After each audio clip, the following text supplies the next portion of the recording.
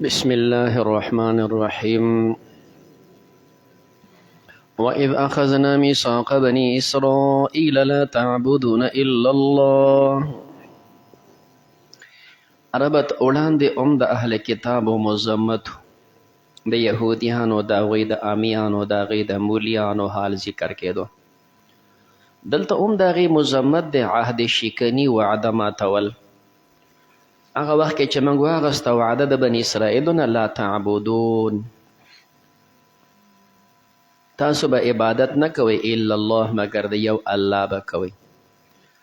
لا تعبدون دا کلام خبری الله ذکر کوي چې لا تعبدون تاسو به عبادت نه کوئ. الله خبر ورک نه چې خبر یې ورکو د الله په خبر کې خو کیذب نه وي. په کار داره چې بیا دا مخلوق د غیر الله عبادت نه کوي او سره دې نه چې ډېر خلک د الله نه سوا د بل چا عبادت کوي. نو جواب کوي چې دا خبر په معنا د نهي انشاء سره دی.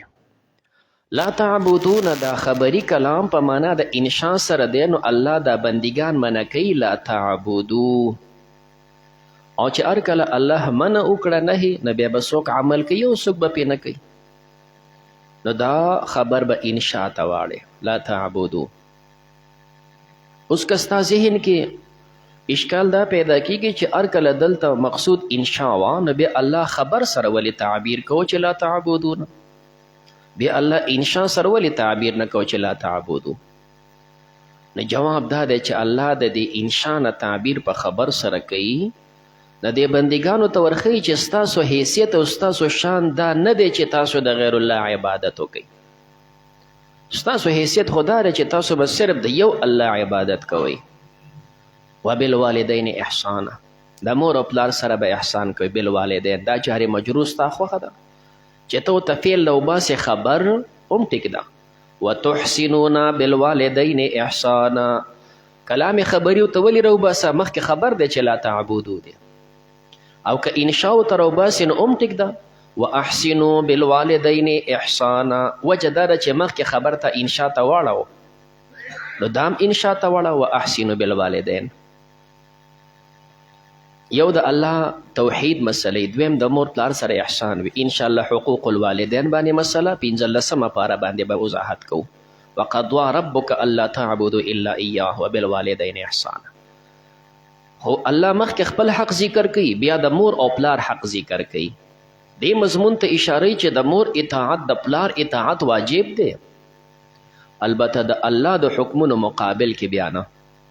نبی کریم علیه السلام فیصله کړې ده لا طاعت لمخلوق فی معصیة الخالق. هغه ځای کې به د مخلوق خبره نه منې چې د خالق خلاف جوړیږي. نو هغه ځای کې چې د الله خلاف وي بیا به د مور پلار خبره نه منې. چې دا نه وي نو د مور او پلار اطاعت واجب دی.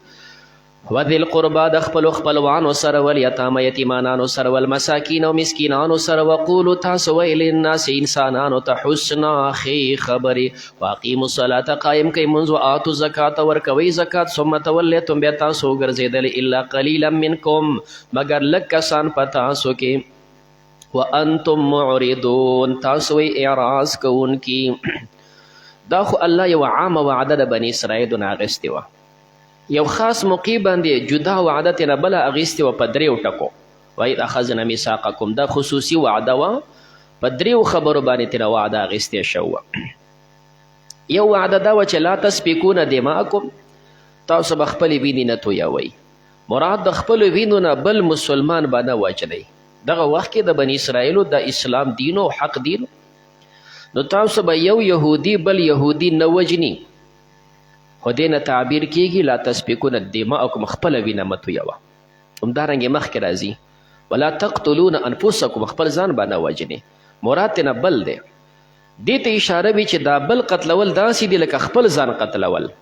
نو ځکه د بل قتل نه تعبیر دا دی چې خپل ځان مه قتلوه. دواړه حرام دي، د بل قتلول هم حرام دي، د خپل ځان قتلول هم حرام دي. یو وعده. دویم ولا تخرجون انفسکم، تاسو به نه وباسئ خپل ځانونه من دیارکم د خپلو کورونو نه. بل مسلمان به نه تنګې چې هغه ستا د وجې نه کډه والي خپل کور کلی پرېږدي، داسې به هم نه کې. 2 وعدې.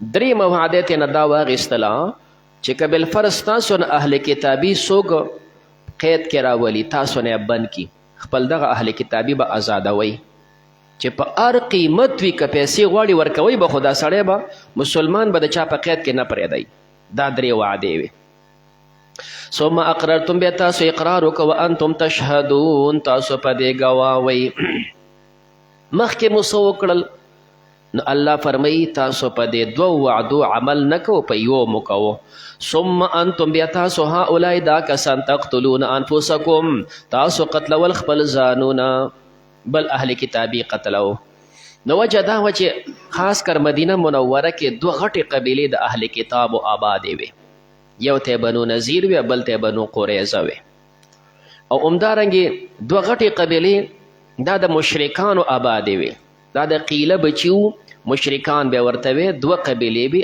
اوس او خزرج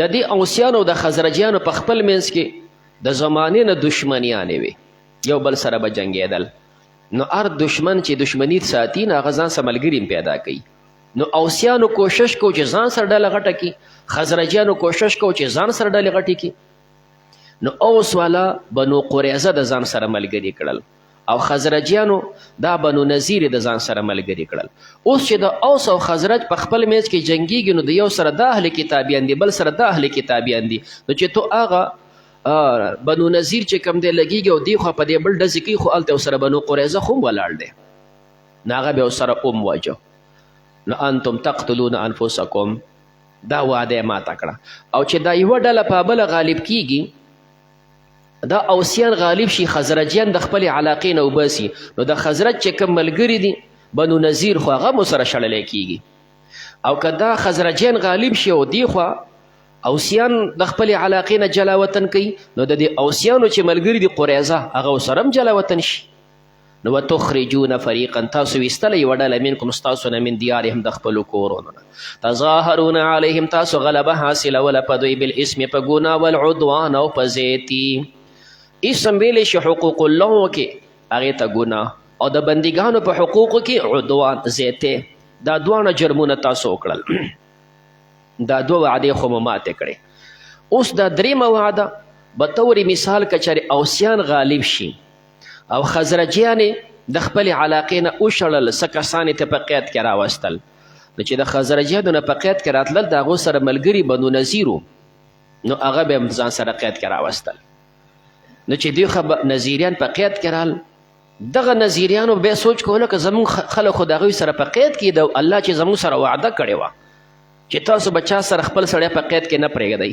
بیا به پیسې ورکولې خپل سړی بیا آزادوو په دې 3مه خبرې وعد عمل کوو نو وان یاتوکم که برال ستاسو نه اساره قیدیان تفادوهم تاسو به پیدیو پیسې ورکولې د هغې په آزادولو کې تر دې پورې کلام پوره شو وهو اتفاقا د مفسرینو په دې اتفاق دی چې هو دا ضمیر شان دی وهو شان دا دی د ضمیر شان دپاره مرجع نه مذکر کې ورته شان وي مؤنث کې ورته قیسه وي محرم علیکم حرام په تاسو اخراجهم د هغوی ویستل نو چې ویستل یې حرامو نو قتلول یې په طریق اولا حرامو دغه حرام کار خو تاسو کوو او دا یوه خبره به منله افتؤمنون آیا تاسو ایمان راوړئ ببعض الکتاب په بعض کتاب چې ستاسو سړی په قید کې نو پیسې ورکوئ یو خو منئ وتکفرون تاسو کفر کوئ ببعض په بعضې نورو باندې چې خپل اهل کتابي وجنئ جلا وطن کوئ نو نیم دې ومنو نیم دې ونه منو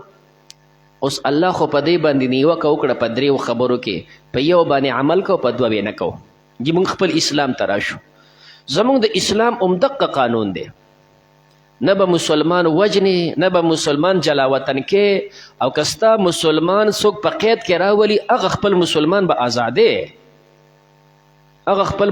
به آزادې دا تصور نشي کېدی چې مسلمان د غیر مسلم په قید کې دی راشي بالفرض یو مسلمان د غیر مسلم په قید کې رالی په دې مسلمانانو فرض دی چې خپل هغه سړی هغه زنانه آزاده کړي نه یې شي آزادولی نور به ورسره ملګري شي دوی نشي نور به ورسره ملګري شي دوی نشي مشرق نه واله تر مغرب او تر شمال جنوب دی غونډو مسلمانانو باندې داسې فرض دی لکه څنګه چې مونځ فرض دی چې خپل هغه سړی به د کافر د قید نه ازادوي، خپل هغه زنانه به د کافر د قید نه ازادوي. زموږ د قدیم دی، دا زموږ دین دی او دا فرض دی.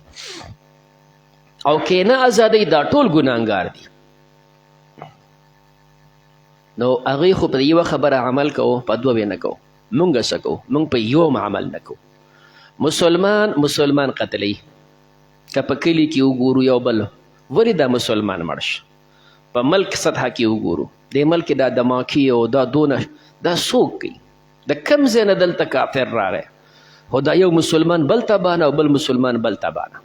ملکونو ته وګورو جی دا چې کوم د یو ملک په افغانستان بمبار، افغانستان په پاکستان بمبار، دا ته کم ځای له تلی چې تاسو دا دونه جنګ په څه شي دی کوو؟ نو د مسلمان دا شان نه دی چې بل مسلمان دی مړ کړي. دا دی بل مسلمان د خپل ځای نه جلا وطن کړي. که ستا مسلمان په قید کې ازادوي به، دا درې وړه تعلیمات زموږ دي. بلکې ازادول خو پرېږده، موږ یې په خپله ونیسو، ولې ورکو درواخله، ستا غټ مخالف دا دی. ښه موږ د هغې نه ډېر قدمه مخکې تللي وو. کم چې فسادونه د دوی وو، موږ نه د هغې نه زیات فسادونه صادر دي. خو بس نه پوهېږو د الله جل جلاله احسان دی چې څه وخته پورې صبر راته کوي. یعنې موږ خو تمام احکام پیمال کړي دي. ثم انتم بیا به تاسو دا قتلول کول. او تو وهو محرم علیکم افتؤمنون ببعض الکتاب وتکفرون ببعض فما جزاء صد بدله. نه دا نافیه دی، استفهام د انکار د پاره. پس نه د بدله من یفعل ذلک چې څوک دا کوي منکم ستاسو نه الا خزیون مگر د هغې دپاره شرمندګي ده فی الحیات دنیا په ژوند د دنیا کې به الله شرمنده کړي. نو دا تاسو خپل مشران ګورئ څومره ذلیله شي که نه؟ ولې ذلیله شي؟ د الله د حکمونو نه خلاف چلیږي. مونږ خو بېغمه یو، خوا دغه یوه چروډۍ ده راته رسېږي چې کوم دی نن او که سبا یو چارسۍ نو بیا دوی ذلیله شي.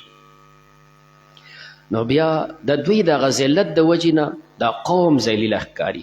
د هغوی د شرمندګۍ نه غونډ ملک وشرمېږي او پکې اسباب د ذلت دوی په خپله اخیستي دي که نه. ویوم القیامت په ورځ د قیامت یردون واپس کړی شي الی اشد العذاب سخت عذاب ته. وما الله نه دی الله پاک بغافل نه خبره عما تعملون هغه چې تاسو عمل کوئ. اولئک الذین دا هغه کسان دي اشتروا الحیات الدنیا چې دی واغسته ژوند د دنیا بالآخرت مقابل د آخرت کې. فلا یخفف سپک به نه کړی شي، کم به نه کړی شي عنهم العذاب دوی نه عذاب، ولا هم ینصرون نه به دوی سره امداد وکړی شي. ولقد آتینا موسی الکتاب دوی چې دا فسادونه رواني کول د دوی د هدایت څه انتظام نه و شوی، الله وی شوی و. تاقی سمنګ ورکړی موسی علیه السلام ته کتاب تورات، وقفینا پرله پسې مو لیږلي من بعده وروسته د موسی علیه السلام نه بالرسل انبیا، یو پیغمبر پسې بل پیغمبر. او په آخره کې وآتینا موږ ورکړی عیسی ابن مریم عیسی علیه السلام ته چې زوی د مریم دی البینات واضح دلایل. عیسی ویلی شي چې کوم دی مبارک ته، دا یې نوم دی مبارک. مریم معنا د عابده. دا چې کوم عیسی علیه السلام دی د هغه سره د مریم نوم ذکر کیږي، نو قرآن مقدسه کې واحد د یوې ښځې نوم ذکر دی چې مریم، بس د یوې ښځې نوم پکې ذکر دی. د یوې ښځې نوم پکې ولې ذکر دی؟ د دوه وجو نه. یو وجه دا ده چې د هر بچي نسبت پلار ته کیږي. د عیسی علیه السلام پلار نشته، نو الله یې مور ذکر کوي او دا انسانانو ته ورخی چې دا داسې بچی ما پیدا کړی چې ګوره د پلار نشته، هسې نه چې بهتان پې ولګوئ څنګه چې یهود په دې بهتان تړي. نو الله یې مور ته نسبت کوي عیسی ابن مریم. دویمه وجه دا ده بعضې داسې وي چې هغوی دا نسبت کوي چې عیسی علیه السلام د الله زوی دی. نو چې دا د الله زوی شو نو مورې یو قسم نعوذ بالله د الله بیبي شوله. نو الله د مریم نوم یادوي، بندګانو ته ورخی چې تاسو خپل منځ کې وګورئ. یو شریف انسان په مجلس کې د خپل ښځې نوم ناخلي. هر غیرتی انسان هغه چرته هم داسې نه کوي چې مجلس کې د خپل ښځې نوم والي. که نه تاسو که څونه کسر ودونه کړي زی تاسو یو کس پاسګي وایي زما د ښځې نوم دا دی، ویلی شي. هر انسان دا حیا غیرت لري، داسې نشي کولی. نو الله دې بندګانو ته ورخی چې زه د دې ښځې نوم په قرآن کې برملا ذکر کوم، دا زما ښځه نه ده، دا زما یوه عابده وه، دا زما چې کوم دی یو بندګۍ وه، نو ځکه د هغې نوم ذکر کوي مریم. وایدناه موږ دا مضبوط کړی بروح القدس په پاک روح سره. روح القدس مراد نه یا جبریل دی، د سره به جبریل ګرځېدو، یا مراد نه انجیل دی، الله ولا انجیل ورکړی.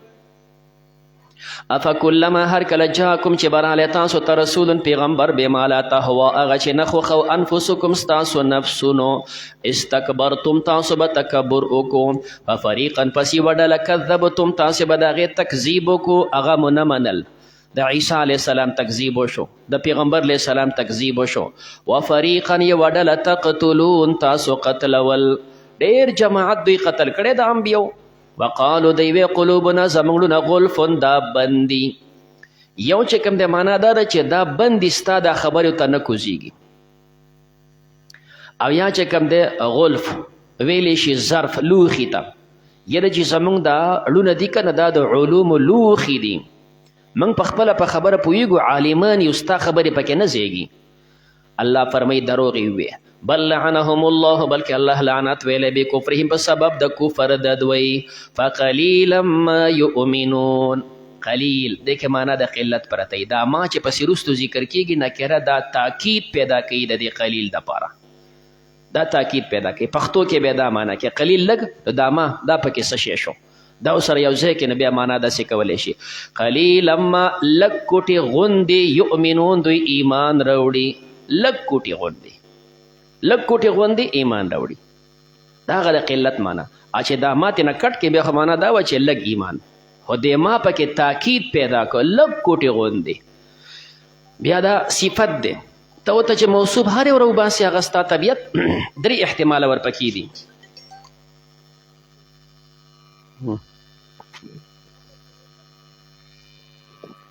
دغه هم دی لګېدلی ولې نو سپیکر هم دی ولې خو ډېر وخوښ شو.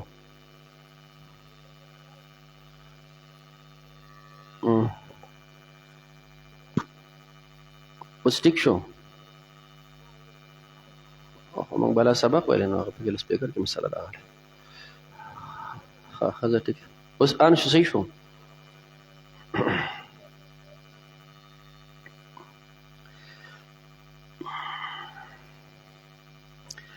نو په دې کې درې احتمال دي، یا داسې ویلی شي قلیل د زمانې سره ولګوه، فقلیلا ما زمانا قلیلا یؤمنون، لږه زمانه ایمان راوړي. صورت آل عمران کې مضمون روان دی، مشرانو به د بعضې کسانو ته وی آمنو بالذي انزل علی الذین آمنوا وجه النهار، سحر ایمان راوړئ ماسپښین بیا کفر وکئ. زمانا قلیلا یا لګوه د افرادو سره، نه نفرا قلیلا، چند کسان په تاسو کې ایمان راوړي، هر یو نه راوړي. یا چې کوم دی قلیل دا ولګوه د ایمان سره، ایمانا قلیلا، لږ شانتي ایمان، یاره چې خپل کتاب منو خو نور نه منو، لږ ایمان. دا درې واړه خبرې ستاسو غلطې دي. ولما جاءهم کله چې راغلی دوی ته کتاب من عند الله، کتاب د الله د خوا نه مصدق تصدیق کوونکی، ولې ما معهم دغه کتابونه چې دوی سره و. وکانو دوی من قبل پخوا یستفتحون طلب د کامیابۍ کو علی الذین کفروا په هغه کسانو چې کافر دي. دا چې ته هر یو مفسر راخلی بلا تخصیص، هر یو چې ته رالی نو تا ته به دوه ترجمې کوي. د جلالین نه والا که ابن کثیر دی، که مظهری دی، که روح المانی دا، که بل یو دی قرطبي دی، تا ته به دوه تفسیره کوي.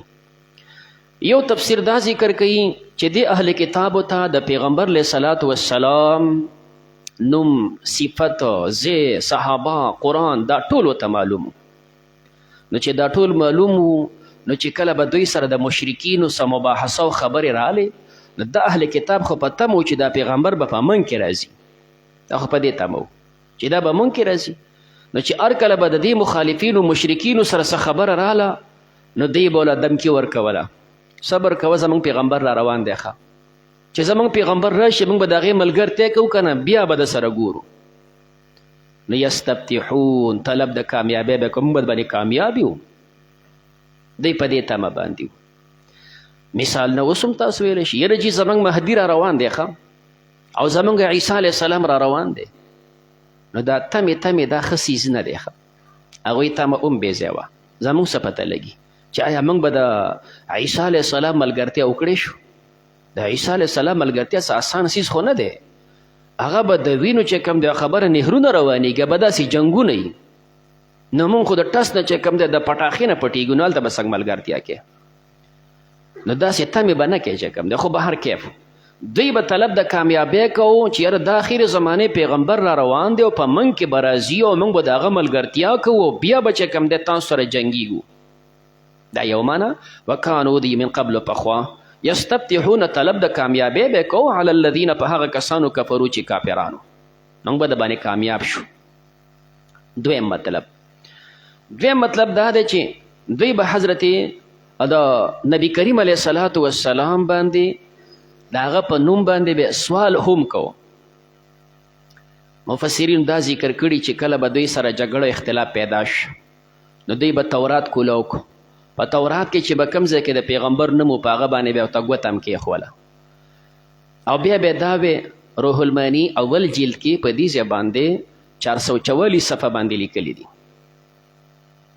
اللهم انا نسألك بحق نبيك اللهم انا نسألك بحق نبيك الذي وعدته ان تبعثه في آخر الزمان دا هغه پیغمبر په حق من سوال کو چې تی آخر زمانه کې را لېږي ان تنصرنا الله زمون امداد وکا فینصرون الله بوله امداد کو یو کتاب صرف د روح المانی حواله مې درکړه نور دا هر یو لیکلی دي هر یو دقه لیکلی د پیغمبر نوم باندې به ګوته کېښوله بیا به د هغه په وسیله باندې د هغه په حق او د هغه په تقرب باندې بیا به چې کوم دی سوال کو نو لہذا توسل مسله مخې ته راله دا دویمه ترجمه شو مختصر د توسل مسله داسې ده یو توسل شرکی دی ظاهر د چې کوم دی دا ناروا ده صورت زمر کې مضمون ذکر کیږي مشرکانو به هم داسې وي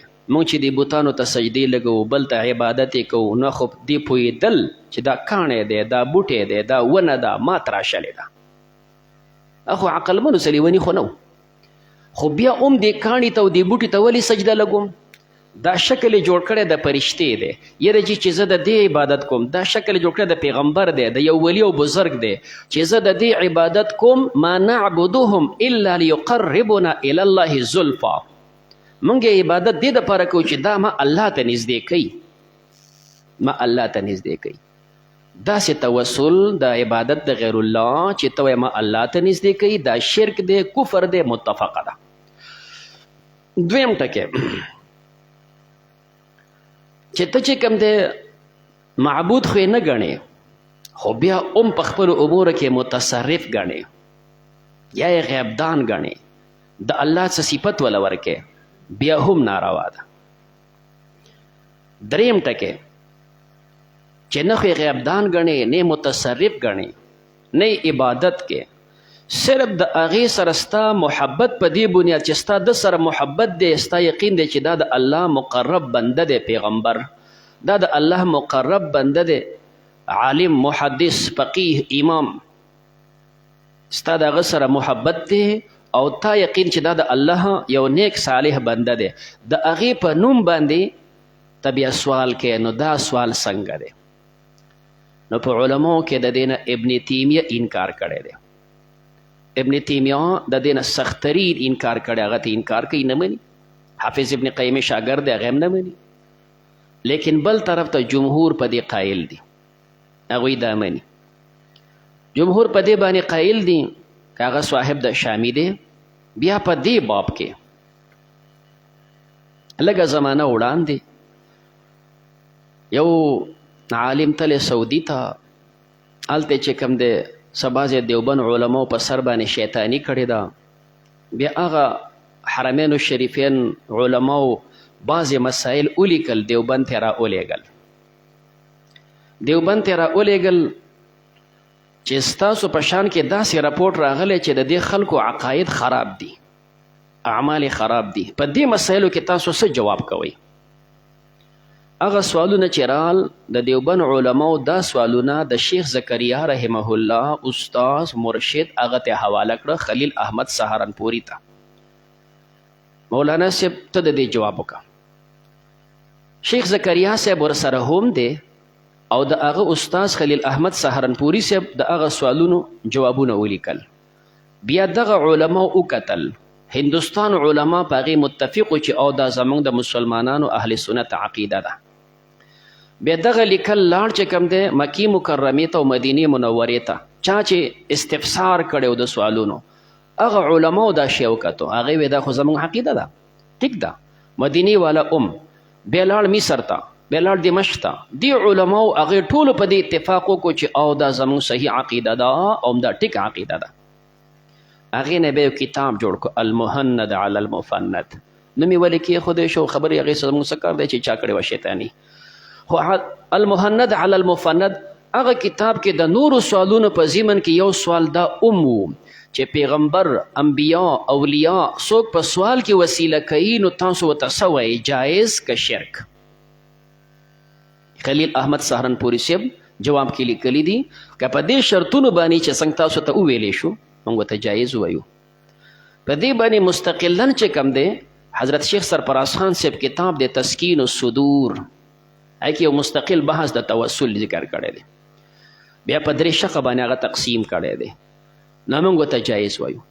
نو دغه توسل چې کوم علمای دیوبند مني، کوم چې مثال حرمین الشریفین هغه وخت کې چې علماو هغې تصویب وکړو، یا د شام او نور علماو تصویب وکړو چې دا عقیده ټیک ده، دا هغه عقیده ده چې په دې کې اختلاف د چا نه دی راغلی.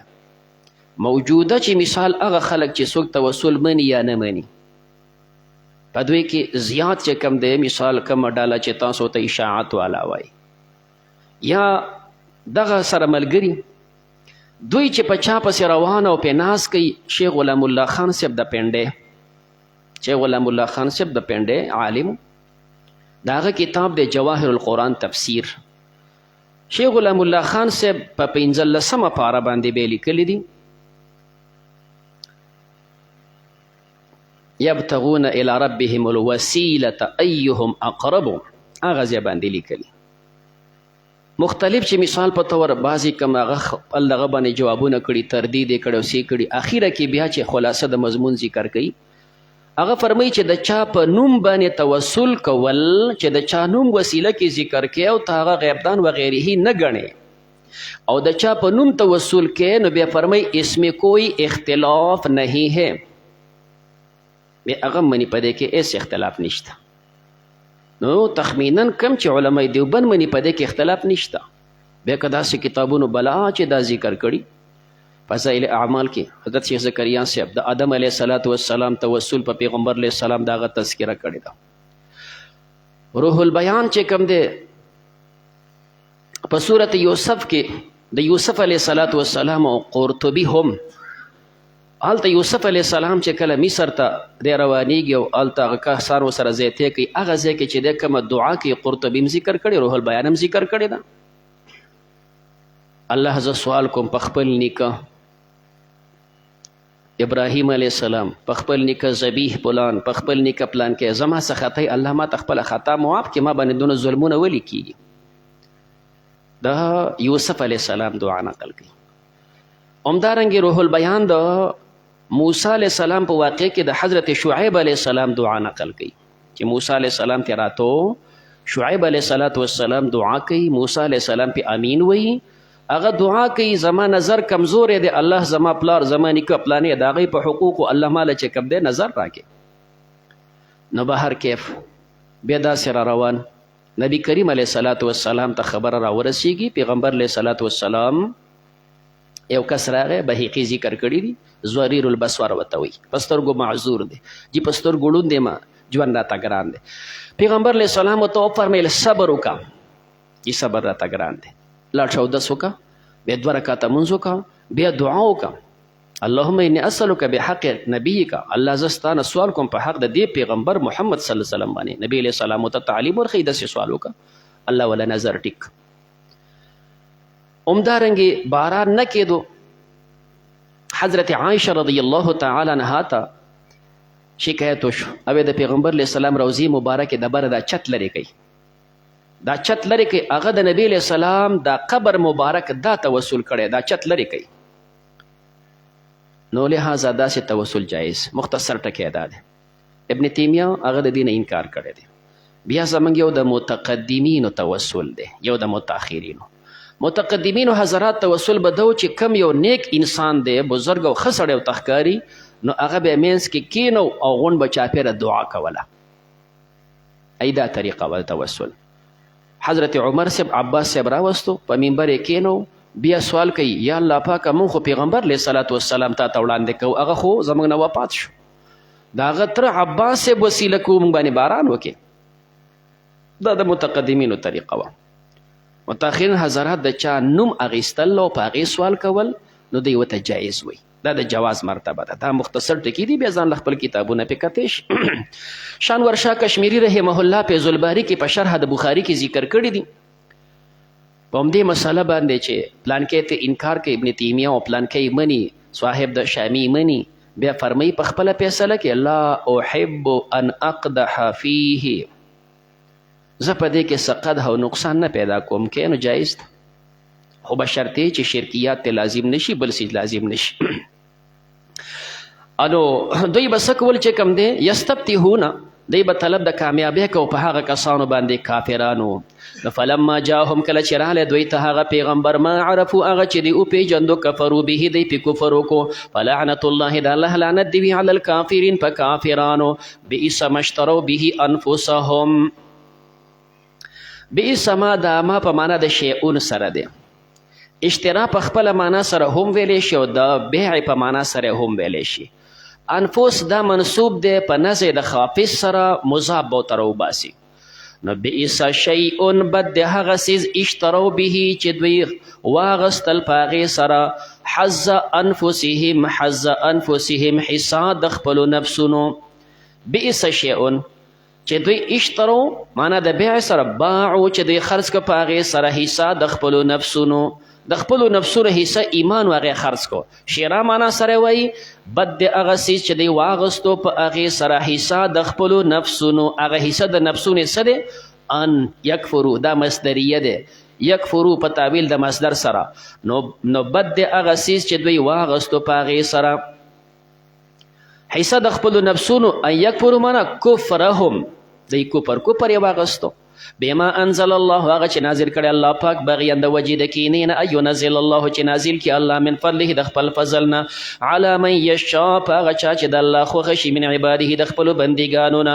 فباءوا پس دوی اخته شول بغضب په غضب سره، علی غضب د پاسه د بل غضب نه، وللکافرین د پاره د کافرانو عذاب مهین عذاب د سپکوونکې. واذا قیل لهم کله چې وویلی شي دوی ته آمنو تاسو ایمان راوړئ بما انزل الله هغه چې الله نازل کړي، قالو دوی وایي نؤمنو موږ ایمان راوړو بما انزل علینا هغه چې نازلیږي په موږ باندې، کم چې موږ ته نازل شوي دي هغه منو. ویکفرون حال دا دی چې دوی کفر کوي بما براءه هغه چې غیر د دې نه، دوی وی خپل کتاب منو خو بل نه منو.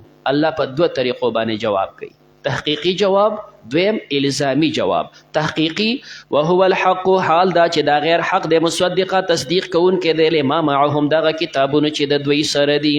دا قرآن خو هم حق دی، ستا د کتاب تصدیق کوي، نو چې د دې نه انکار کوي د خپل کتاب نه ته انکار وکړو. دا تحقیقی جواب. دویم الزامی، قل ورته ووایه فلم تقتلون، تاسو وایئ چې من خپل کتاب منو، نو چې تاسو خپل کتاب منئ بیا دا پیغمبران هم ولې وجل؟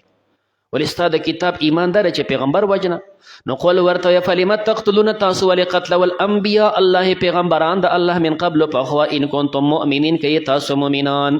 ولقد جاءکم تاخی سره غلی تاسو ته موسی علیه السلام بالبینات په ښکاره دلایلو، ثم اتخذتم العجل بیا تاسو ونیسخې په خدای سره من بعده پس د تلو د موسی علیه السلام نه تور ته، وانتم ظالمون حال دا چې وایي تاسو ظالمان. واذ اخذنا هغه وخت کې چې موږ واغستله میثاقکم وعده ستاسو نه، ورفعنا ما پورته که فوقکم تور د پاسه ستاسو نه تور غر، خذوا واخلئ ما آتیناکم هغه چې موږ تاسو له درکو بقوت په قوت سره، واسمعوا واورئ. قالو دی بیا سمعنا موږ واورېده، وعصینا موږ نافرماني کوو. سمعنا په ښکاره خو یې دا بیا چې موږ واورېده، اړه کې ورسره دا وعصینا نافرماني کوو، یا دواړه ښکاره که خو مطلب یې غیر. دوی وی سمعنا بالکل یا الله وامورېده، وعصینا نافرماني کوو من خالف امرکه چې څوک ستا خبره نه مني موږ د هغه خلاف یو، او په اړه کې څه وی وعصینا ستا خبره نه منو. ښه هلته یو شانتې خبره ښکاره کوله او دوی خو یې بل شانې مطلب و. الله فرمایي و اشربو سکولی شوی دی یو سیز ته چې ته اوبه ورکړې که نه دا اوبه هغه سیز سره خلط شي ته بوټي ته اوبه واچوه نو دا اوبه په دې خاوره کې خلط شولې نو دا لازمي معنا خلطوالی و اشربو یو ځای شوی دی خلط شوی دی فی قلوبهم العجله دوی پړونو کې محبت د سخي بکفرهم په سبب د کفر د دی قل ورته وایه بئس ما بد دی هغه یامرکم چې امر کوي تاسو ته به په هغې باندې ایمانکم ستاسو ایمانونه ان کنتم مؤمنین که تاسو مؤمنان قل ورته وایه ان کانت دا د دوی مختلف چې کوم دی کلامونه نقل دي کله به داسې وی چې نحنو ابناء الله و احباؤه موږ د الله دوستان یو شپږمه پاره باندې انشاءالله هلته هم دې مضمون را روان دی موږ د الله زامن یو نو الله جواب کوي چې تاسو زما دوستان یې زما زامن یې مرګ وغواړئ که نه زما خلک خو به هله راځئ چې مړ شئ ځئ مرګ وغواړئ یا د دې جواب دی به دا وی لن یدخل الجنة الا من کان هودا او نصارا جنت ته به صرف منګه ځو نو الله جواب کوي جنت ته چې ځې خو د هغې دپاره موقوف مرګ دی مرګ وغواړه جنت ته به راشي خو آیا دوی مرګ غواړي الله وایي چرته هم مرګ نه غواړي دا خو د دنیا حارسان دي نو پته لګي دا خبرې مو غونډې دروغ دي نو قل ورته وایي ان کانت کوي لکم الدار الاخرة ستاسو دپاره کور د آخرت عند الله د الله په نسبت باندې خالصتا خالص من دون الناس غیر د نورو انسانانو نه صرف د جنت ستاسو ټیکهدار یې فتمنوا الموت تاسو غواړئ مرګ ان کنتم صادقین که تاسو رښتوني زی مرګ وغواړئ نبی کریم علیه السلام نه حدیث نقل دی بحیقي کې که چېرې دوی مرګ غوښتلی وی نو دا خپلې لاړې به ورته الله زهر کړي وی په مخ د ځمکه به یهودي نه که دوی مرګ غوښتې وی ځکه الله چیلنج ورکو تاسو وایئ چې جنت ټیکهداران موږ یو زی وغواړئ مرګ نو که چېرې دوی مرګ غوښتی وی نو الله به دې غونډو ته د خپلې لاړې زهر کړي وي او تمام به مردار کړي په مخ د ځمکه بیا به یهودي نه خو دوی ته پته وه چې داسې چرته غوښتل هلک وضاحت د نصرانیانو انشاءالله په درېیمه پاره صورت ال عمران کې را روان دی پیغمبر علیه السلام یې راوځئ راشئ چې خیري وکړو پته ولګي نو زی تاسو مرګ وغواړئ نو الله فرمایي ولن یتمنوه هرګز دی نه غواړي ابدا همیشه خاجي دوی ته الله وفرمیل فتمنوا الموت زی مرګ وغواړئ یو سړی د مرګ تمنا کویش نو مسله دی چې مرګ به نه غواړي ښه په ژوند تکلیف شي تنګ شي اور څه مسله چې ترش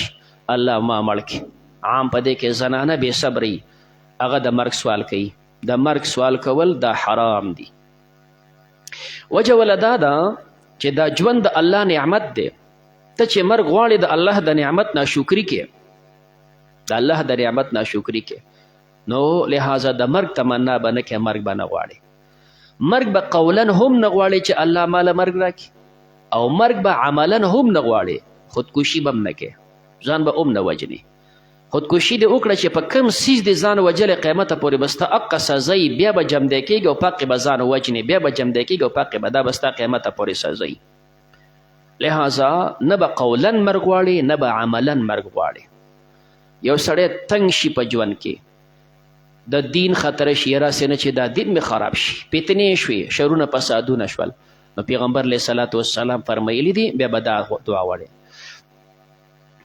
اللهم احییني ان کانت الحیات خیرا لی وتوفني اذا کانت الوفات خیرا لی الله ژوند راکې که ستا په علم کې زما په دې ژوند کې خیر وي ژوند کې مې خیر وي نو ژوند راکړه او که زما په مرګ کې خیر وي الله ستا علم کې دي چې هر طرف ته ګناهونه تودي فتنې تودي ایمان خرابېږي آخرت مې بربادېږي الله که په دې مرګ کې مې خیر وي نو مرګ راکړه دم نه سوال کوی شي خو نور به د مرګ سوالونه نه کې بما قدمت په سبب د هغه چې مخکې کړي ایدیهم د دوی لاسونو والله علیم الله پوهه دی بالظالمین په ظالمانو الله فرمایي من خو ورته وویې چې زه مرګ وغواړئ دا چېرته مرګ غواړي دا خو د دنیا دومره حارسناک خلک دي چې ولا تجدنهم خامخا به ته بیا موږ دوی احرص الناس حارسناک د انسانانو علی حیات په ژوند د دنیا دا یهود دا د دنیا ډېر حرس والا دي یو ومن الذین او هغه کسان اشرکو چې مشرکان دي دا په دنیا ډېر مین دي څومره د دنیا سره حرس دی یودو خوښوي احدهم یو د دوی لو یعمرو که دته عمر ورکړی شي الف سنتین زر کاله دی خوښوي چې زر کاله جم دی وي الله فرمایي دې ځل کاره کې تعالی څه د عذاب نه بچاو راتلی شي نه. وما هو نه دی دا عمر د بمزهزه هی خلاصې ورکوونکی هی کې دا ضمیر راجع دی د احد ته.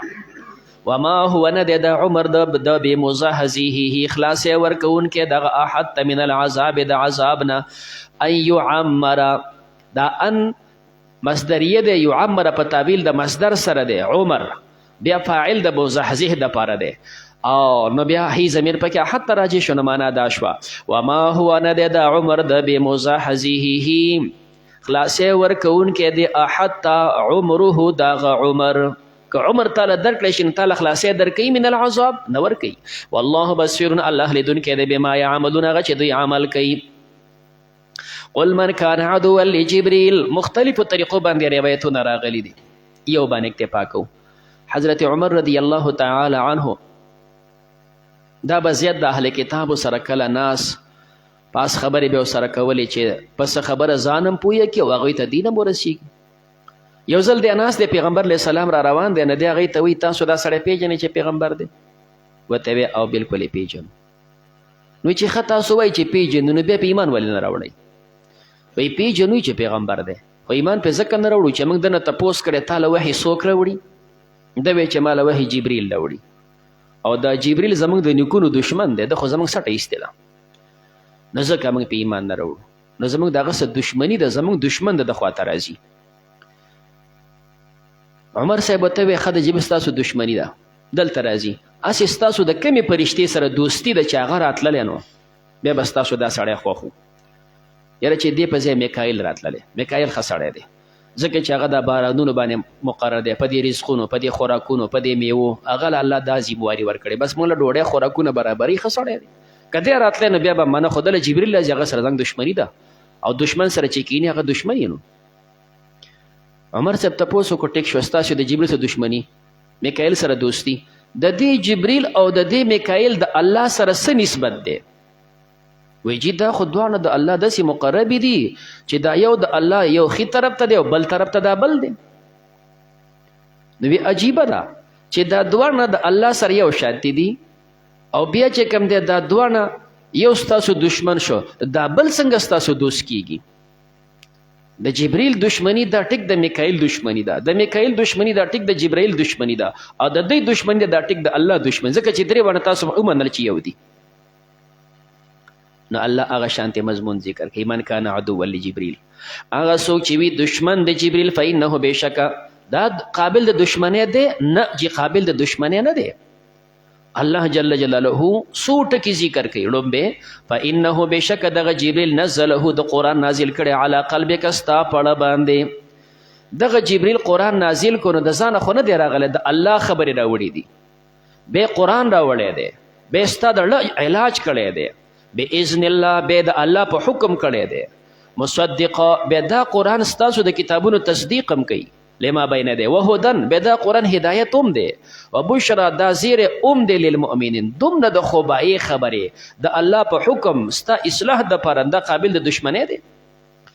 اکه خامخا تاسو دشمنی کوي من کان هغه څوک چې وي عدو لله دشمن د الله و ملائکته او د ملائکو د الله و رسوله و جبريل د رسولانو د الله او د جبريل د میکال فإن الله بشک الله عدو للکافرین دشمن دی د پاره د کافرانو و رسوله ملائکته دوا ذکر شو وروسته پسې جبريل او میکال ذکر کیږي دې ته تخصیص بعد التعمیم وي یا د پاره د عظمت او شرافت یا تخصیص شوی د اوس مو ذکر کول د وجه د واقعینه په دې واقعیه کې چې کم دی د دوړو نمونه راغلي دي نو دلته بیا هم دغه دوړو نمونه ذکر شول. د جبریل ټکي کې بیا احادیث و شارحینو لس لغات ذکر کړي دي لس لغتونو باندې دا ټکی ویلی شي. د جبریل او د میکال ادارنګې اسرافیل دا درې ټکي راغلي دي په احادیثو کې نو دی نوم دی چې کم دی فتح الباری چې کم دی صاحب ذکر کوي د دې نوم دی عبدالله سره. هر چې څلورم فرشته عزرائیل دی نو داسې ټکی صریح نه قرآن کې شته او نه حدیث کې داسې ټکی راغلی او د دې نه تعبیر په ملک الموت سره راغلی یتوفاکم ملک الموت الذي وکل بکم نو دای سره تعبیر ملک الموت سره راغلی دی خو عزرائیل ټکی نه دی راغلی لہذا د درې څلور ور نوم د دې نوم دی عبدالله سره. بیا قرآن مقدسه کې د فرشتو چې نمونه ذکر دي نو د شپږو فرشتو نمونه ذکر دي.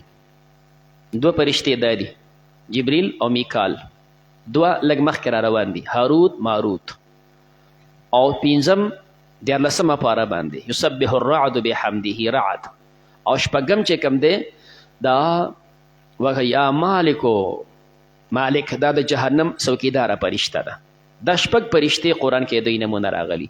او کم چې د جنت فرشته څوکیداره ده دربانچین، هغه ته رضوان وایي، خو قرآن کې د هغې نوم نشته. د جهنم هغې شتې او د جنت د هغې نوم نشته. دا 6 فرشتو نمونه قرآن کې راغلي. ولقد انزلنا تاقی سره منازل کړه الیک تا ته آیات بینات آیاتنا واضح وما یکفر بها کفر نه کوي په دې سره الا الفاسقون مگر فاسقان. او کلما هر کله عهدو چې دی وعده وکړي عهدن په وعده کولو سره نبذه دا وعده وغورځوي فريق منهم یوه ډله د دوی نه، بل اکثرهم بلکې ډېر د دوی نه لا یؤمنون دوی ایمان نه راوړي. ولما جاءهم کله چې راغلی دوی ته رسول پیغمبر من عند الله د الله د خوا نه مصدق تصدیق کوونکی ولما معهم دغه کتابونه چې د دوی سره نبذ فريق غرزوي ویډلې من الذين د هغه کسانو نه اوتل کتاب چې ورکړی شوی هغوی ته کتاب، سی وغورځو کتاب الله، د الله کتاب یې وغورځو وراء ظهورهم وروسته د شاګانو نه. د دا نه و چې ګنې دا کتاب ریشه راواغېست او شاته یې داسې وغورځو، مراد نه ترک دی پرېښودل. یو سیز سړی پرېږدي نه راخلي به تا غورځولی دی نو. نبذ فریقون دی دا وغورځو کانهم لا یعلمون، گویا دوی په دې نه پوهېږي. خجی د الله کتاب یې پرېښود نو دې مقابل کې څه وکړه؟ د الله کتاب یې پرېښود واتبعوا ما تتلو الشیاطین، د دې په مقابل کې تابعداري د هغه وکړه چې کوم به لوستل شیطانانو علی ملک سلیمان. دلته هم د سلیمان علیه السلام مختصر حال ذکر کېږي، ما بعد کې به هم راځي. هلته وړاندې خلاصه کې مې تاسو ته خبره ذکر کړې وه چې بعضې اسرائیلي روایات د ځینې انبیاو پسې ډېر چې کوم دی غلط افواهات دی کړي دي. یو په هغه کې حضرت سلیمان علیه السلام هم دی. یره چې موږ ته څنګه منو، ته خو سلیمان ته پیغمبر وې، سلیمان خو یو ساحر سړی و نو، نعوذ بالله خو یو کافر سړی و نو. الله جواب کوي چې سلیمان علیه السلام کافر نه و. اصل کې مسله داسې شوه چې د هغه په زمانه کې سحریات ډېر زیات و، نو چې څومره به د خلکو سحر کوو سلیمان علیه السلام هغه کنټرولول، خو بیا به هم د خلکو وراني کول، بیا به هم د خلکو وراني کول. اډر یې وکړو چې د چا سره د سحر څومره لیکلو دا غونډې راجمع کړل. چې راجمع کړه اوس که په بل ځای کې ښخوي نو هسې نه چې څوک یې بیا پټ کړي، نو د خپل تخ لاندې پکې ښخ کړل چې څوک یې راونه باسي. نو دا خو دلته ښخ شو، نه د شیطانانو د پیریانو خو دا هر څه وکتل.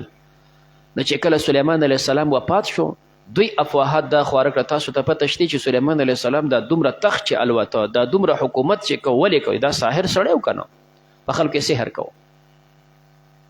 نه منئ زه راشئ تخې وګورئ، راوباسئ اوس که نه. نو هغه ګن چې راویسته لکه دا خو ریشه، نو بعضې بېوقوفه په دې دوکه شول. نو هغه خبرې داسې خورې شوې دې ته ورسېدې چې سلیمان علیه السلام د نبوت نه هم ویسته او ساحر یې ترې نه جوړ کړو، بت پرست یې ترې نه جوړ کړو، کفر ته یې ورسو.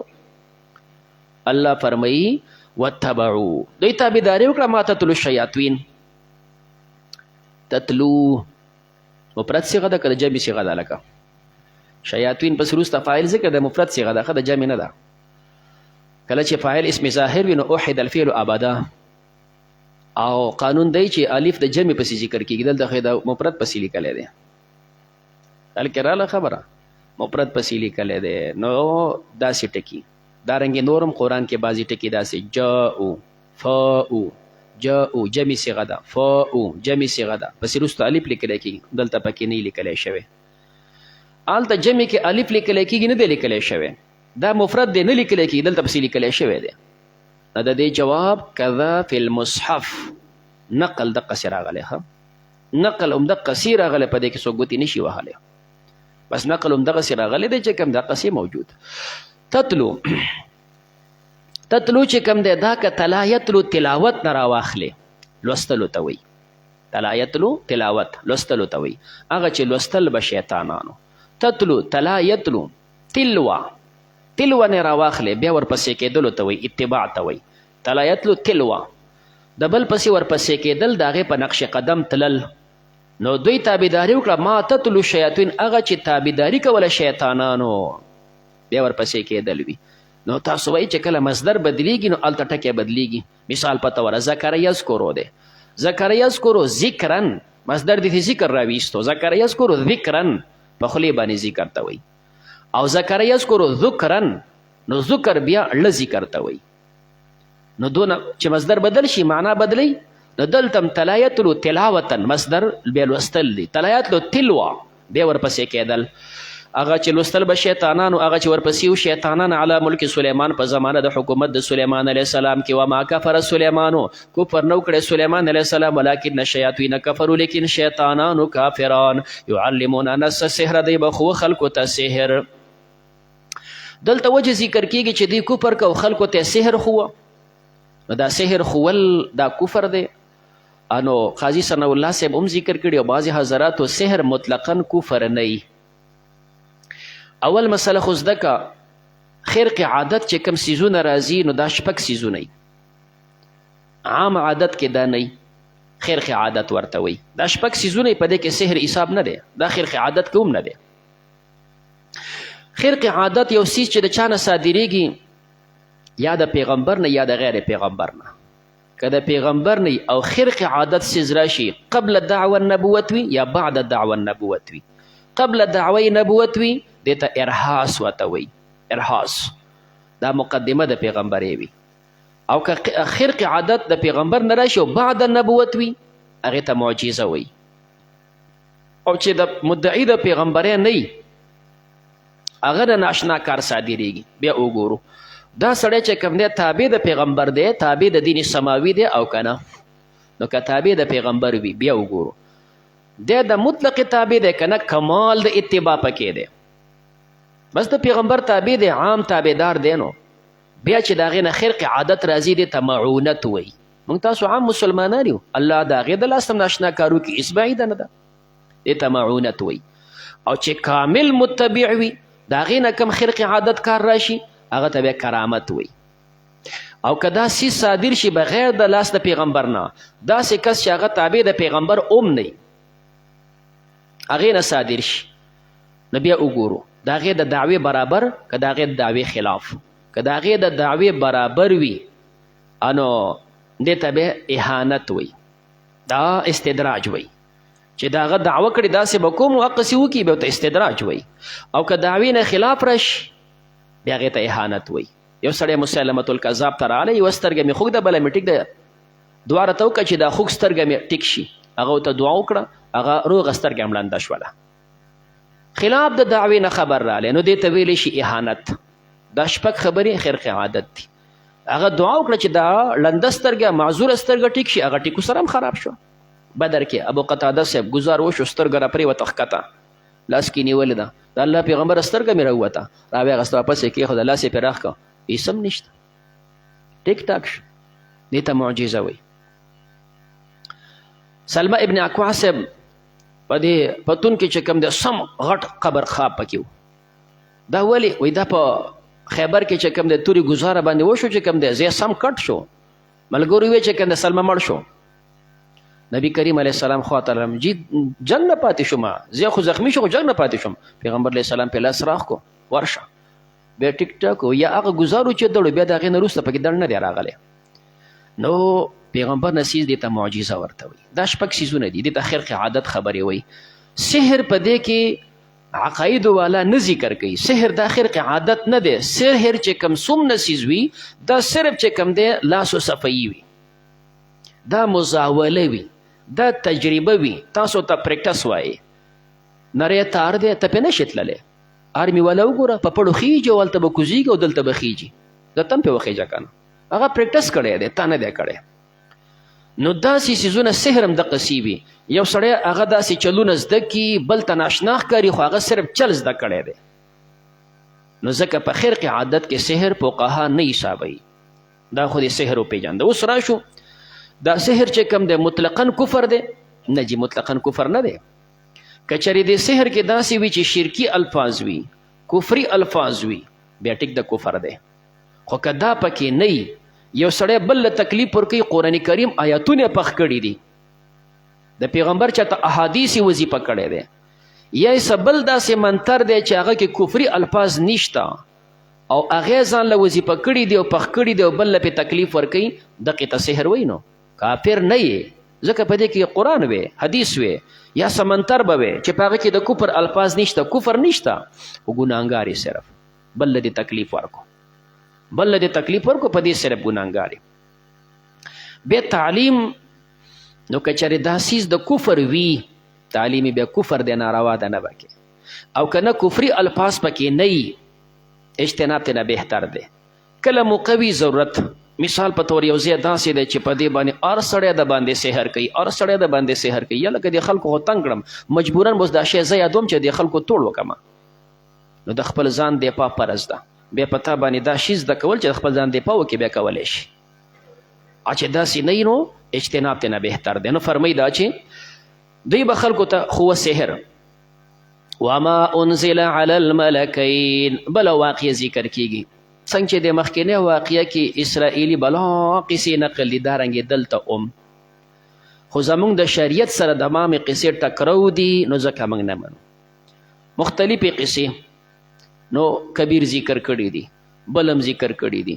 خو څوک د مفسرینو مختلفې طریقې ښه بعضې مفسرین داسې وي چې څومره واقعات وي نقل یې کي دا مفسر دی دا ناقل دی نقل یې کړه باقسې پرېښول ځان له پکې ګوره نو خو صرف خبرې جمع کړي نور پکې لامده اوش ته ګورې د بعضو دا طریقه د بعضو طریقه دی چې هغوی د سره نقل نه کوي د بعضې کمزورو خبرو او د بعضو طریقه دی چې کلکې خبرې نقل کړي کمزورې نقل کړي په هغه کمزورو بیا رد وکړي دا درې وړه طریقې د مفسرینو دي د مفسرینو باندې صحیب نشي ویلی ځکه د هر یو خپله طریقه ټیک ده نو دلته کبیر دی بیزاوي ده بل د هغې دا واقعیت نقل کړي دي څوک ترې نه خاموش پاتې شي څوک پرې رد کوي قاضي ثناء الله صاحب فرمایي یأباه العقل والنقل دا چې سم واقعیت دوی نقل کړي یأباه العقل والنقل دا د نقل هم خلاف دي د عقل هم خلاف دي فرشتې رالې چې کوم دی بد عملي وشول او پلان کې وشو دا وشو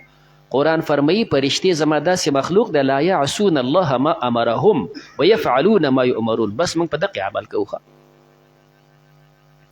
واقعه څه ویو د خلکو په منځ کې دا اشتباه وه چې دا سحر څه شی دی کرامت څه شی دی معجزه څه شی دی خلکو باندې دا اشتباهاتو الله فرشته راولېږله انساني شکل کې دوه فرشتې خلکو ته ورښیي دا سحر دی دا جادو دا فلان چې تاسو ته صرف پته ولګېږي څه وخت دپاره تعلیم ورکو فرشتې لاړې خپله ډیوټي پوره کړه بیا به د خلکو دا وراني کول دوی ته بلال خجي صاحب ما ته سحر وښایه چې زه دا سحر صرف زده کړمه چې د ځان حفاظت کوم دا سحر راته وښایه دې دپاره چې زه زده کړمه چې یاره چاته بل کس سحر کوي چې ما ته معلوم چې دا ساحر دی خجي ټیک ده فرشتې به ورته سحر ور وښو نو په دې چل چې بیا زده کړو ورته بیا چې ګوره دا شی مه کوه ګناه ده خو چې بیا زده کړو بیا یې پخپله پې وراني کول فرشتې خو دغه امتحان دپاره راغلی بس خپله ذمې پوره کړه نورې لاړې وما انزل هغه چې نازل کړی شي په دوو فرشتو باندې باب د بابله په ښار د بابل کې هاروت او ماروت دوه فرشتې وي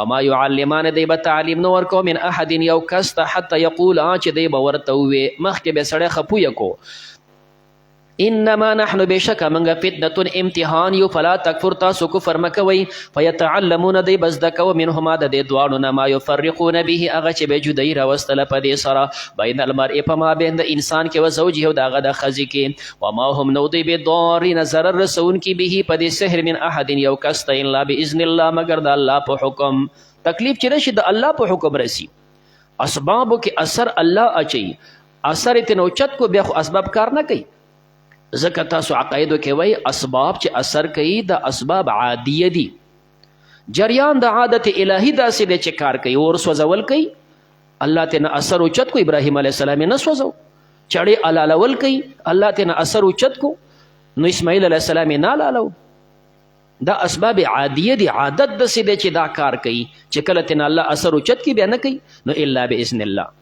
ويتعلمون دی بس دکو ما یضرهم هغه چې دوی ته پکې ضرر ولا ينفعهم دوی ته پکې پیدا نه وه ولقد علموا تاخص دی پوهېدل لمن اشتراه هغه څوک چې دا والي ما له نه به د لپاره په آخرت په آخرت کې من خلاق صحیح څه که په دې باندې کوپر ته رسېدلی کافر دی نه خلاق د سره یې څه نشته په جنت کې نو او که کوپر ته نه رسېدلی نو ما له په الآخرت من خلاق اولا اول حصے نشته وروسته به که چېرته بیا ځي نو ولبئس ډېر بد دی ما شروا به هغه چې دوی خرڅ کړه په هغې سره انفسهم خپل ځانونه لو کانو یعلمون کاش که دوی پوهېدلی دا لو کانو لو تمنیه هم راځي نو بیا معنا دا ده کاش که دوی پوهېدلی بیا اخوا چې کوم دی جزا نه غواړي او دا لو شرطیه هم راځي نو چې شرطیه کې بیا به دا کلام شرطي شي جزا یې بیا حذف ده لو کانو یعلمون که دوی پوهېدلی ما فعلوا به بیا به ورته جزا راوباسي چې لو شرطیه کې لو کانو یعلمون که دوی پوهېدلی ما فعلوا دوی به داسې نه کول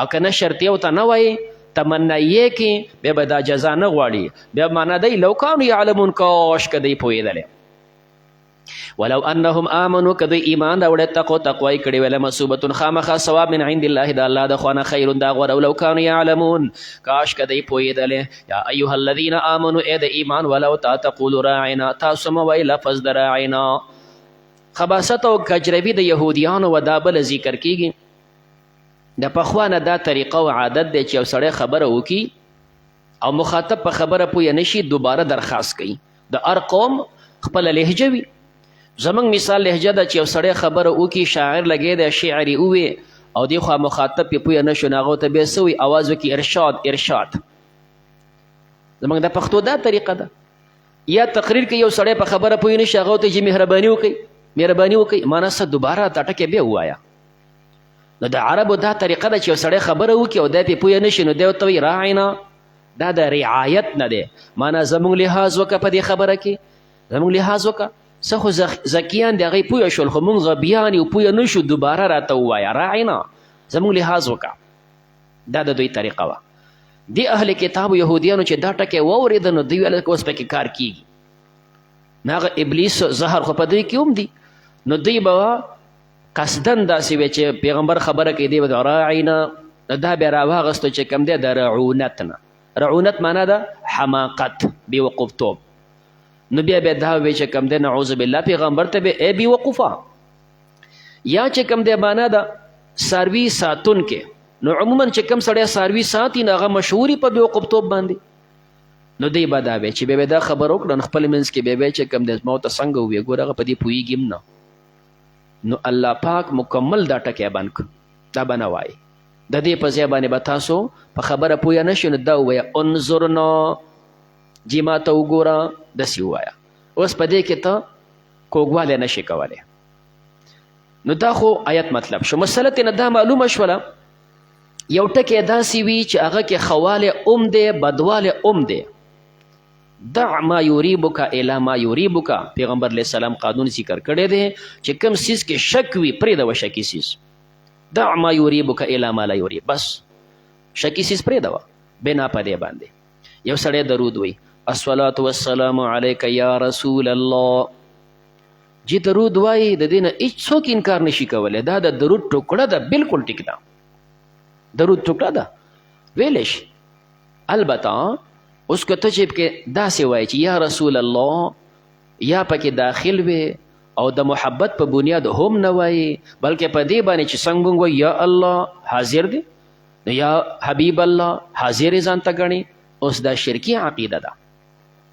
دا شرکي عقیده ده نو بنا په دې باندې ټکی مشتبه شو چې کوم د اجتناب ته نه بهتر دی څنګه چې دلته راعینا کې دواړه لحاظ و رعایت نه والی ټیک دی رعونت نه والی غلط دی نو دقه رنګې چې کوم ټکی مشتبه وي نو هغه پرېږده و هلته لاړ شو چې کوم ځای کې اشتباهات نه نو لا تقولوا تاسو مه وایئ راعنا لفظ د راعنا وقولوا وایئ انظرنا موږ ته نظر وکړه واسمعوا واورئ وللکافرین دپاره د کافرانو عذاب علیم عذاب دردناک دی ما یود الذین کفروا نه خوښي هغه کسان چې کافران دي من اهل الکتاب د اهل کتابونه ولا المشرکین نه خوښي هغه چې مشرکان دي ان ینزل علیکم چې نازل شي په تاسو من خیر څه خیر من ربکم طرفه د رب ستاسو نه والله یختص الله خاص کوي برحمتي په خپل رحمت من یشاء چاله چې خوښه شي د دوی تاسو سره حسد دی نو په تاسو دا پیغمبري پیرزو نشي او الله فرمایي والله یختصو داسې ټکی داسې نور مخکې به هم قرآن کې راځي د دې نه معلومیږي چې نبوت او پیغمبري الله چاله ورکوي دا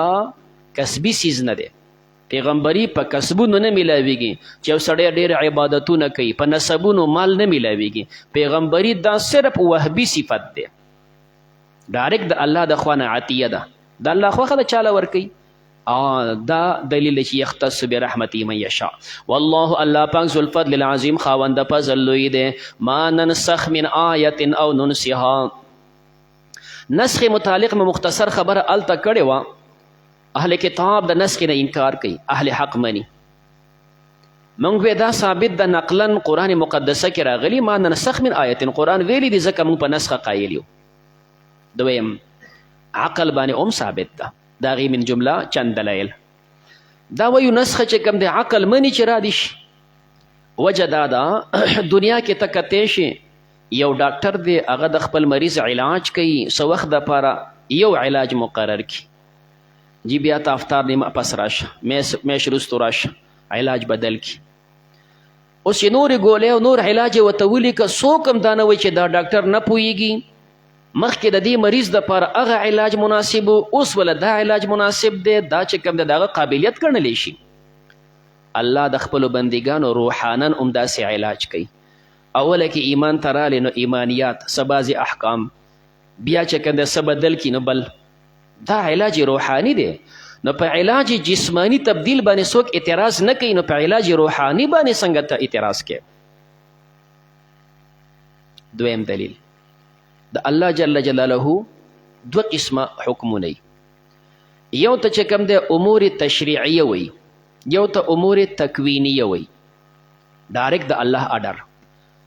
هر چې امور تکوینیه دي نو په دې کې تغییر تبدیل راځي، دا مسلمه ده. دا الله امر دی، ډایرکټ امر وکړو پلان کې پیدا شو، امر دی لرې کا بس لرې شو. باران وشي باران بس، پلان کې عزت د پلان کې ذلت، یعنی کله عزت ورکوي کله ذلت ورکوي، کله صحت ورکوي کله غربت ورکوي، کله مال کله یو کله بل.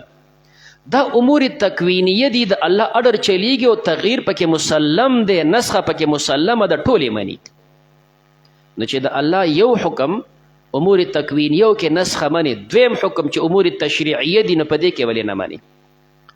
د امور تشریعیه دي دلته به هم نسخه ومنه، یو حکم راشي بیا الله بدل کی. دریم دلیل دا احکام د الله جل جلاله چې څومره دي مسلمه ده چې دا تابع د ارادې د الله دي. الله په خپله اراده احکام را لیږي.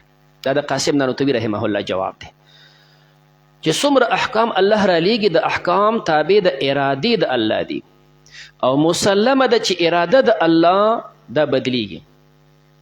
اراده بدلیږي، چا د پاره عزت، چا د پاره ذلت، چا د پاره یو، چا د پاره بل، دا مسلمه ده چې اراده بدلیږي. اور کله چې دا مسلمه ده چې اراده بدلیږي نو کوم سیز چې مرتب دی په ارادې باندې چې احکام دي نو هغه سره هم بدلیدی شي. څنګه چې اراده بدلیږي احکام خو تابع د ارادې د الله دي نو دا هم بدلیږي. نو ځکه موږ نسخه باندې قول کوو ما ننسخ، هغه چې منسوخ کو من آیتین د آیت نه او ننسیها. دو قسمه باندې قرات راغلی، ننسی نسی ینسا بیا معنا د یریدل، ننسیها موږ ستانه ایر کو. دویم محموز ام راغلی ننسیها بیا نسا ینسا، ننسا به ویلی شي تاخیر تا. انما النسیء زیادة فی الکفر او ننسیها تانه رستو کو، نأتی من راتلکو بخیر منها غورد دینا او مثلها یا داغی پا مثل. نأتی من راتلکو بخیر، خیریت یا پا سہولت کی وی، آسان حکم را ولیگو.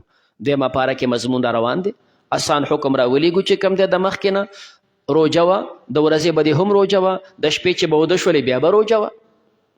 الله دا حکم منسوخ کو، آسان یې که د ورځې روجه ماښام تر سبا ختلو پورې ستا دپاره روجه خوراک جایز.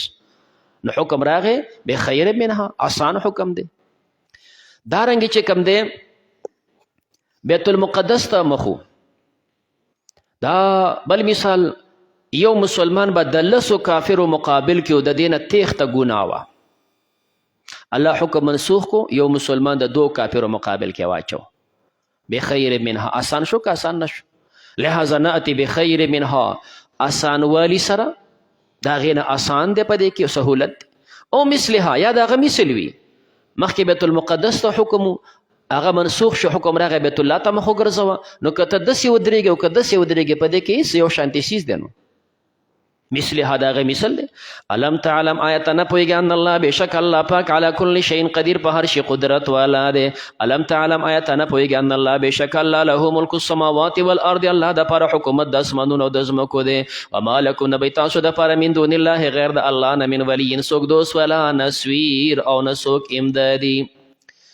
ولی چې کوم دی راځي هغه ځای کې چې امداد دی کوي قولا، یو سړی د بل خبرې تایید کوي کنه دا ولی دی. او نصیر الته راځي چې هغه امداد کوي فعلا، عملی شکل سره ولاړ دی.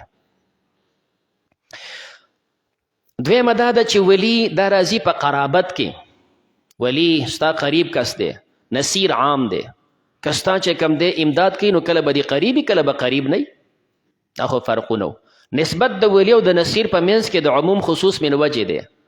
ستا به قریب وي او ستا به امدادي هم وي، جمع کېدیم شي. ستا به قریب وي نو ولی خو دی امداد بدله نه کوي، نو ولی راغی نصیر نشتی. ستا به امداد وکړي نصیر رالی پردی سړی بدله امداد وکړي نو ولی دی نشته. منځ کې نسبت د عموم خصوص من وجه دی. ام تريدون ان تسألوا دا چې کوم دی موقوف دی په نزول باندې چې دا اراده د سوال د چا ده. که ووایو داسو چې دا تپوسونه اهل کتابو کړي جو مخکې د اهل کتابو بحث اوس هم د اهل کتابو بحث. اهل کتابو تپوس دا کو هغه دا وی چې کوم دی لولا نزل هذا القرآن، دا قرآن کریم ولن على رجل من القريتين عظيم، یو مالدار سړي باندې قرآن ولن نازلیږي. هغوی داسې تپوسونه کړي دي او د مشرکینو. او که د اهل کتابو سره ولګي نو هغوی مخکې بیانو دلته بیان دی. نو چا دا تپوسونه کول چې را اهل کتابو څنګه چې په موسی علیه الصلاۃ والسلام باندې په عیسی علیه الصلاۃ والسلام باندې اکدم خپل کتاب نازل شوی نه په قرآن کریم اکدم ولنه نازلیږي. دا هغوی تپوسونه هم راغلي دي، د مشرکینو تپوسونه هم راغلي. نو الله فرمایي ام تريدون آیا تاسو اراده کوئ ان تسألوا رسولکم چې تاسو به سوال وکئ تپوس وکئ د خپل پیغمبر نه کما سئل موسی لکه څنګه چې تپوس کړی شوی د موسی علیه السلام نه من قبل پخوا. هغه نه تپوس آلته دی وی ارنا الله جهرة. داسې تپوسونه دا خو کفر دی. ومن یتبدل الکفر چا چې بدل کې واغسته کفر بالایمان بدل د ایمان کې فقد ضل تاقی سره د خطا شو سوا سبیل د صحیح لارې نه. ود کثیر من اهل الکتاب خو خیر ډېر د اهل کتابونه لو یردونکم چې تاسو واپس کی من بعد ایمانکم پس د ایمانونو ستاسو نه کفاره کفر ته حسدا د وجې د کینې نه من عند انفسهم د نس د خپلو نفسونو نه. تاسو سره حسد او کینه ساتي. حسد یو بدترین سیز دی. قرآن مقدسه د هغې زم ذکر کړی دی من شر حاسد اذا حسد. پیغمبر علیه السلام د هغې زم ذکر کړی دی چې الحسد یاکل الحسنات کما تاکل النار الحطب. ابو داود روایت دی. په حسد سره نیکی داسې ختمیږي لکه څنګه چې په اور باندې خشاک سوځیږي. حسد داسې بدترین سیز دی، لہذا حسد به نه ساتي. اوس حسد وایسته د الله ورکړی شوی نعمت چې ستا په هغه پیرزو نشي. یو انسان ته الله نعمت ورکړی عامه ده که یې صحت دی که یې مال دی که یې اولاد دی که یې مرتبه ده خو چې د سره کم نعمت دی ستا په پیرزو نشي تالی ولې درکو. عامه ده کمال یې راکوي که نه راکوي خو تا سره مې بدي شي نو دې ته حسد وایي. چې بل ته الله نعمت ورکړی ستا په پیرزو نشي دې ته ویلی شي حسد. دغه نعمت که ځان دپاره غواړي او که نه غواړي خو په تا مې پیرزو نشي نو دا حسد دی، بدترین سیز دی. دې سره نږدې سیز استعمالیږي غیب ته. هغه داسې وي چې د چا نعمت ته وینې د هغې مثل ځان دپاره غواړي. د پلانکي بچی عالم دی، الله مالم بچی عالم کا. د پلانکي بچی حافظ دی، الله مالم بچی حافظ کا. پلانکي لري دونه مال ورکړی الله مالم راکا. ځان دپاره غوښتل د چا د صحت په شانه صحت، د چا د مال په شانته مال، د چا د اولاد په شانته اولاد، چې ځان دپاره غواړې دا جایز ده. د هغې سره کار نشته. تا سره یو کني تاسو مې څه کار دی خو ځان دپاره داسې څیز غواړم. حافظ ابن حجر ملتزم کې ولاړ دی. الله ماله علم راکې بلقیني لري څنګه علم ورکړی. الله ماله احادیثو کې پوهه راکې پلانکي محدث لري څنګه علم ورکړی. د هغې په شان ته ځان له علم غواړي. یا الله مې سوال قبول کړی دی که نه. د بل د نعمت په شان ته ځان له نعمت غوښتل د بل د نعمت، نو دا جایز د غیبته ده. هغه له چې کوم نعمت ورکړی شوی هغه څه بیکار نشته، هغه د الله بنده دی، الله پوه شو خپل بندی پوه شو، خو ستا داسې علم ماله راکړي نو دا بیا جایز د غیبته. نو حسدا د وجې د کینې نه، من بعد ما پس د هغې نه تبین لهم الحق چې ښکاره شو دوی ته حق، فاعفو واسفحو تاسو ته معافي کوئ، واسفحو مخکې نه واړوئ. بار بار به دا ټکي قرآن کې راځي، د دې ځای نه فرق معلوم کا. عفو څه ته ویلی شي او صفحه څه ته ویلی شي؟ عفو ترک التعذیب، یو سړی مجرم دی ته له عذاب بدله نه ورکوله، دې ته عفو وایي. او صفحه ترک التسریب، ملامتي هم پرې نه کوې، دې ته وایي صفحه. یو سړی جرم کړی دی ته صرف د ملامتۍ خبرې ورته نه کوې چې ملامته شي، دې ته وایي صفحه. او چې هغه له سزا نه ورکې دا د عفو. نو الله فرمایي فاعفو واسفحو، تعذیب هم ورکوئ، ملامتیا پې اچوئ. یوسف علیه الصلاة والسلام خپل ورونو باره کې فرمایي لا تسریب علیکم اليوم، دا د انبیاو صفت دی، ملامتیا به په چا نه اچې. حتی تر دې پورې اتي الله چې راتله وکړي الله پاک به امره په خپل امر، ان الله بېشک الله پاک علی کل شیء قدیر، په هر شي قدرت والا دی. واقیموا الصلاة وآتوا الزکاة، تاسو قیم کوئ منځ ورکوئ زکات. وما تقدموا لانفسکم، هغه چې تاسو مخکې کړي د خپلو ځانونو دپاره من خیر د څه خیر نه، تجدوه عند الله، دا به بیا موزئ د الله په نزد، ان الله بېشک الله پاک بما تعملون بصیر، هغه چې تاسو عمل کوئ په هغه دی لیدونکی. وقالوا وایي دوی لن يدخل الجنة، هرگز به داخل نشي جنت ته الا من کان هودا، مگر هغه څوک چې هغه یهودیانو او نصارا یا نصرانیانو. دا مقصد نه دی چې ګنې دا دواړه په دې کې شریک دي چې په شریکه به دا وایو چې موږ جنتیان یو او نور را سره پکې نشته، نه، دا د هر یو څه لګي.